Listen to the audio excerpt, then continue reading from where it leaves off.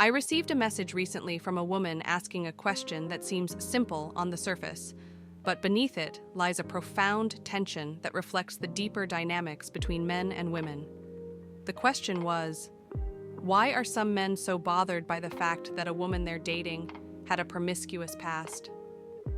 Let's dive into this, because it's not just about opinions or preferences, it's about psychology, biology, values, and the very real consequences of choices made early in life.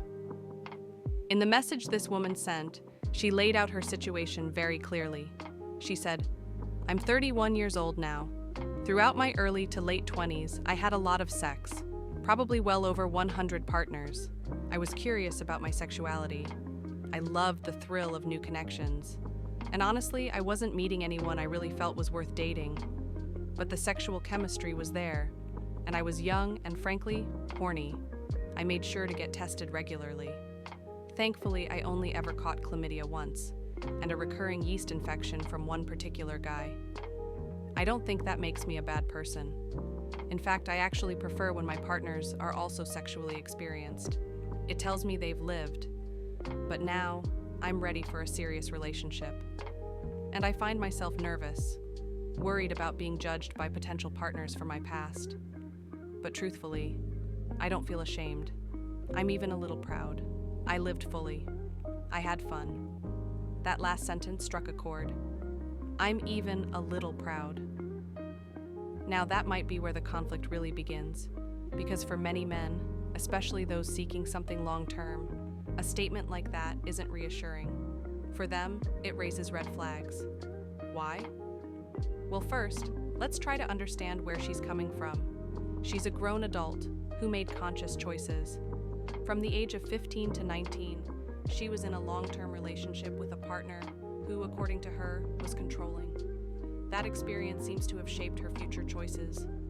She likely decided she would never let herself be defined or limited by a man again. So when she became single again, she took back her agency through casual sex and freedom. For her, those encounters weren't shameful, they were empowering. Every time she had sex, it was her decision, her consent, her pleasure. That's important. No one forced her.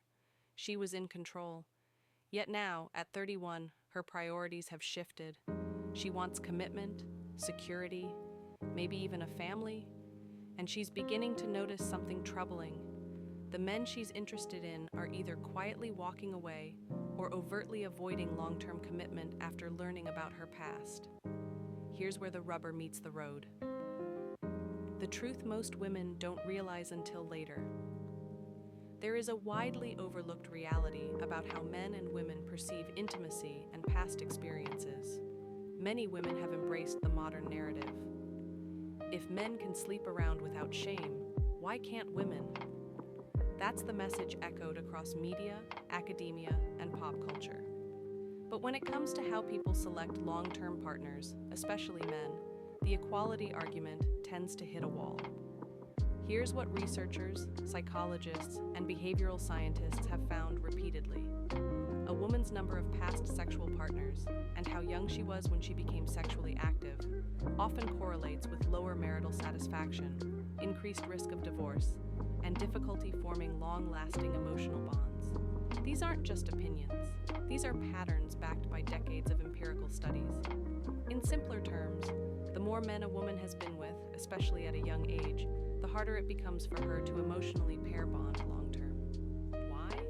The emotional muscle used in bonding becomes worn down, desensitized. The novelty, vulnerability, and exclusivity that build intimacy in a relationship begin to erode when there's been too much repetition. That doesn't make someone a bad person. It's just how emotional psychology works.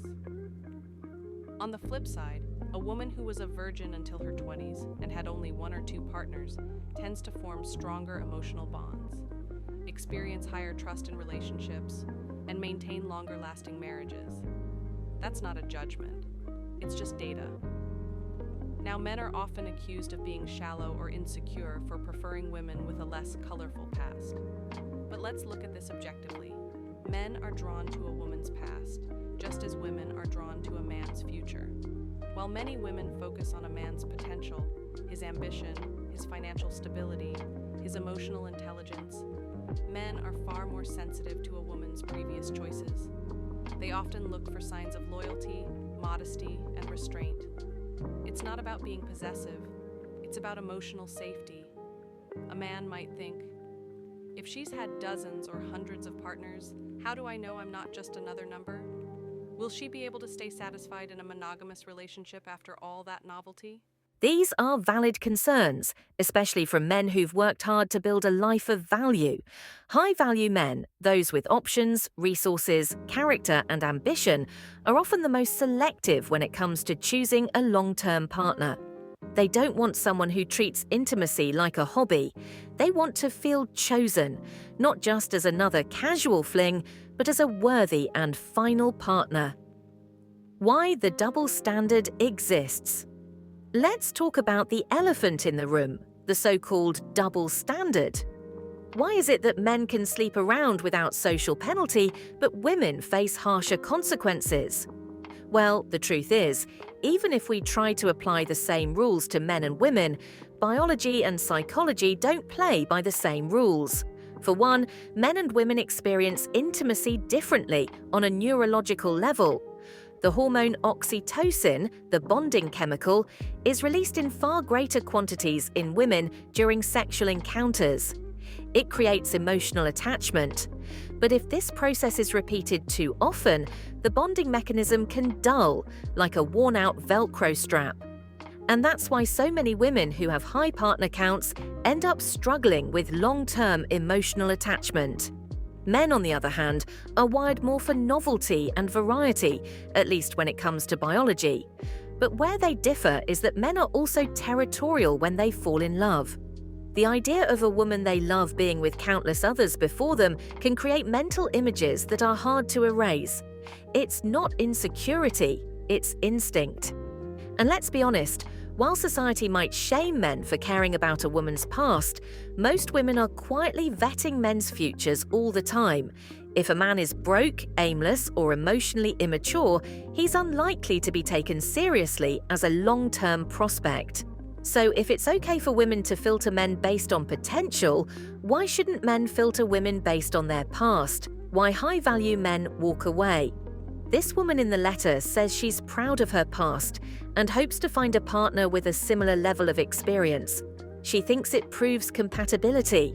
But that's not how most high-value men think. These men are selective. They're disciplined. They've spent their 20s and 30s building careers, mastering their emotions, learning leadership, and creating a life worth sharing. And they want a partner who reflects that same level of intentionality. To them, promiscuity doesn't signal confidence. It signals recklessness. It signals short-term thinking. And often it raises quiet doubts about how serious she can be about commitment. Will she get bored? Will she compare me to others? Will she be content with exclusivity after so many years of novelty? So when a man walks away after learning about a woman's past, it's not cruelty. It's caution. It's about emotional risk management, culture, upbringing, and the bigger picture. Now, none of this happens in a vacuum. A person's past is shaped by culture, family, and upbringing. The reality is that women from two-parent households, especially those with strong father figures, tend to have fewer partners, marry later, and have more stable relationships.